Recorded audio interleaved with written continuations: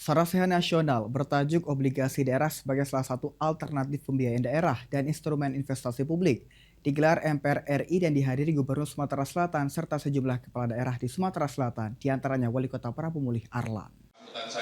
Wassalamualaikum warahmatullahi wabarakatuh. Obligasi daerah berpotensi menjadi solusi pembiayaan pembangunan selain mengandalkan anggaran pendapatan dan belanja daerah atau APBD.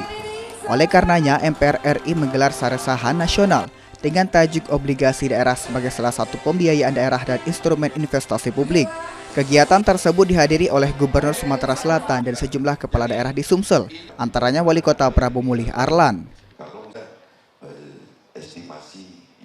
Sementara itu, MPR RI dihadiri oleh Ketua Fraksi Partai Golkar MPR RI, Melchias Markus Mekeng, yang menegaskan bahwa penerbitan obligasi daerah dapat menjadi solusi konkret untuk mendanai infrastruktur vital seperti rumah sakit berstandar internasional.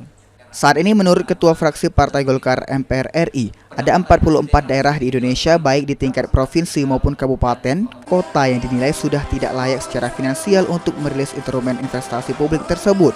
Sumsel sangat memiliki potensi atas hal tersebut karena memiliki sumber daya alam yang besar.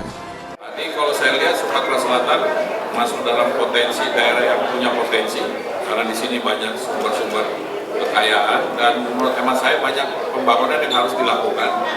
Misal pembangunan tadi Pak Gubernur ingin membangun pelabuhan yang besar sehingga transaksi ekonomi itu bisa lancar atau bisa membangun jalan tol antar kabupaten sehingga proses ekonomi bisa berjalan dengan lancar. Sementara itu, Gubernur Sumatera Selatan menilai obligasi daerah cukup baik bagi daerah karena sangat transparan namun perlu disederhanakan.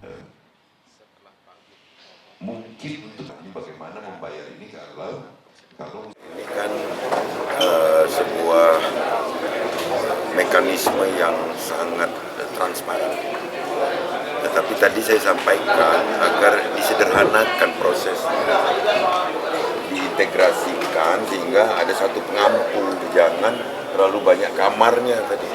Belum lagi kesepakatan di eksekutif legislatif di daerah, terus lanjut ke Kemendagri, lanjut ke Bappenas, lanjut ke Kemenkyu, Kemenko Perekonomian, belum lagi nanti finishingnya di OJK.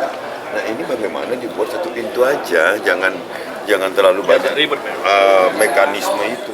Perlu didorongnya kepada warga daerah yang memiliki kemampuan finansial lebih untuk ikut membeli obligasi daerah ketimbang memarkirkan aset mereka di Jakarta atau negara tetangga. Tim Liputan, PAU TV.